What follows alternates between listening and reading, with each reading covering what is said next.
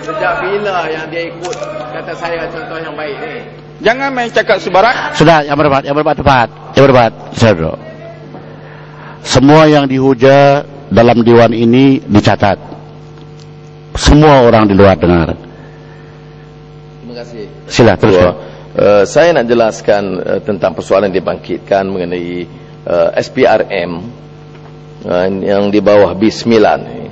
Ya, berkaitan dengan tindakan kepada Tuan Guni Aziz. Katanya kalau tidak ada apa-apa masalah, mengapa beliau mengambil keputusan untuk membatalkan. Ya.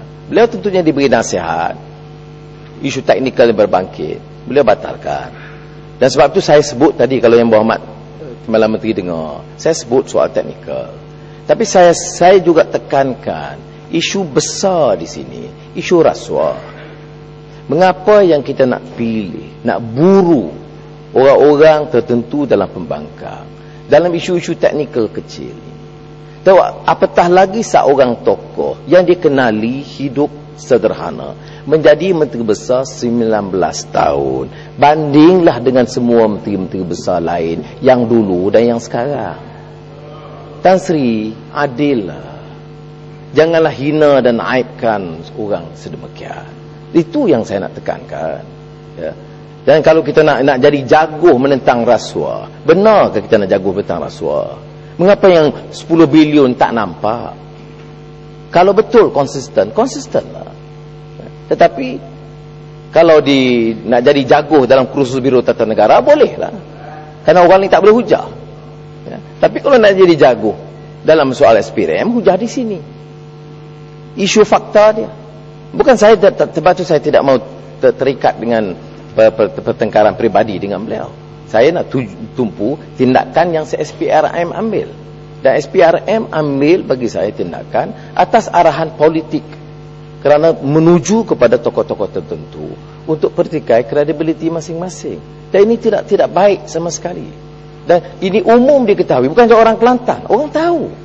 Kalau tokoh Melayu, Muslim, begini pun diserang, ini apa nak jadi bila negara kita? Ini yang saya sebut rongga warsito. Saya belum tahu, sejak saya libat dalam politik 82 atau sebelumnya, seorang tokoh politik yang ada jawatan besar, yang hidupnya sederhana seperti Tuan Guni Aziz. Dan kalau orang macam itu diserbu, diaibkan dan diserang sebagai rasuah, mengapa lepaskan semua perasuah-perasuah besar lain?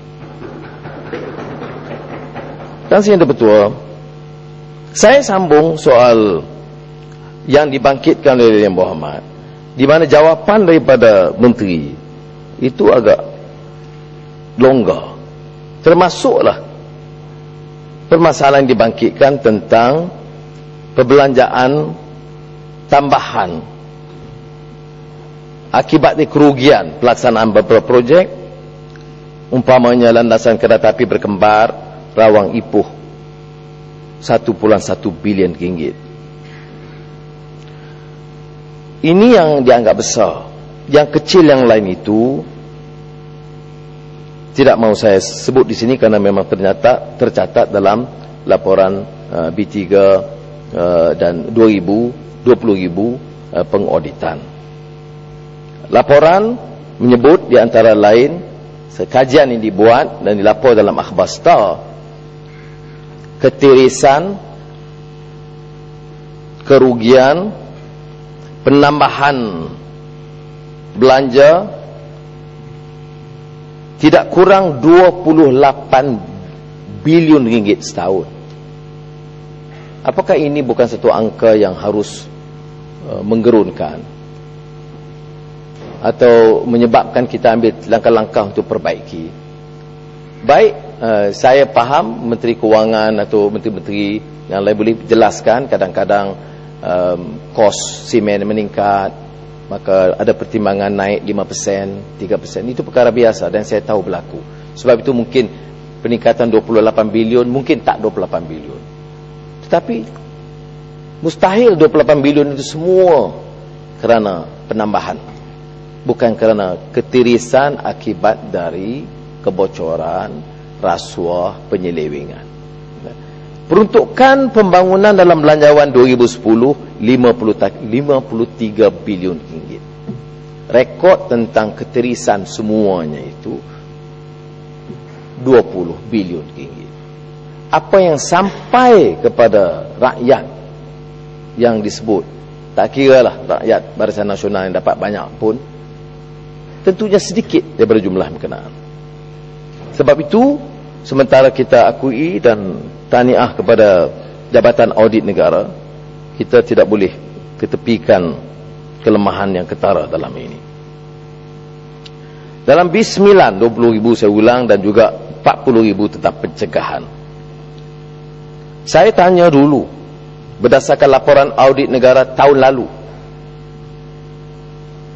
iaitu Kementerian Keuangan pada 13 September 1998 telah meluluhkan semua hutang kumpulan perwaja yang perlu ditanggung oleh kerajaan dari tahun 1998 hingga 2007 berjumlah 3.9 bilion ringgit ditukar menjadi grant. Saya tidak faham setakat yang kearifan saya dalam bidang ini bahawa perkara ini boleh dilakukan. Bila kita bantah, rupa-rupanya Ketua Audit Negara sendiri menyarankan bahawa peruntukan itu mesti disediakan mesti diluluskan oleh Parlimen kerana sumber pembiayaan pinjaman ini adalah daripada kumpulan wang amanah. Sehingga hari ini kerajaan belum membentangkannya untuk kelulusan Parlimen. 4 bilion ringgit boleh dibelanjakan tanpa mengikut peraturan. Setelah ditegur 1 tahun oleh Ketua Audit Negara. Dan saya betul ingat tarikhnya 13 September. Ya. Saya dipecat 2 September. 13 September Kementerian Keuangan diarah untuk padamkan hutang jadi grant 4 bilion. Saya dipecat 2 September. Sebulan kemudian tol naik mendadak.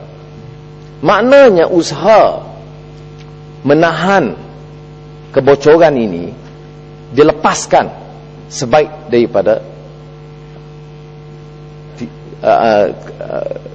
saya dikeluarkan dan tidak ada orang yang menahan kebocoran terus berlaku. Tapi dalam kes ini diperkuat oleh Ketua Audit Negara kerana Ketua Audit Negara mengatakan, dan saya ulang, mesti diluluskan oleh Parlimen kerana peruntukan ini adalah pembiayaan pinjaman, sumber pembiayaan pinjaman daripada kumpulan wang amanah. Ada penyelewengan. Apa pendapat dan siasatan SPRM dalam kes ini? Kita bukanlah bermaksud umpamanya mengutip semua isu yang jadi masalah. Sebab itu dalam mukadimah saya, dalam ucapan membahaskan belanjawan, saya akui beberapa projek yang sampai ke kumpulan sasar dan beberapa peruntukan dan perkerangka fiskal dan kebijakan ekonomi dalam beberapa aspek yang boleh kita terima dan kita sokong. Tetapi hal-hal kecurangan ini besar, terlalu besar, bukan kecil. Perwaja 4 bilion 3.9. Kemudian laporan audit mengenai emas,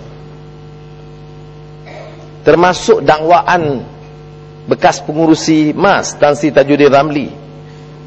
Beliau dipaksa beli saham. Panjanglah ya berhormat. Ya, saya nak selesaikan sikit. Mau sambung tadi. Baik, Tuan.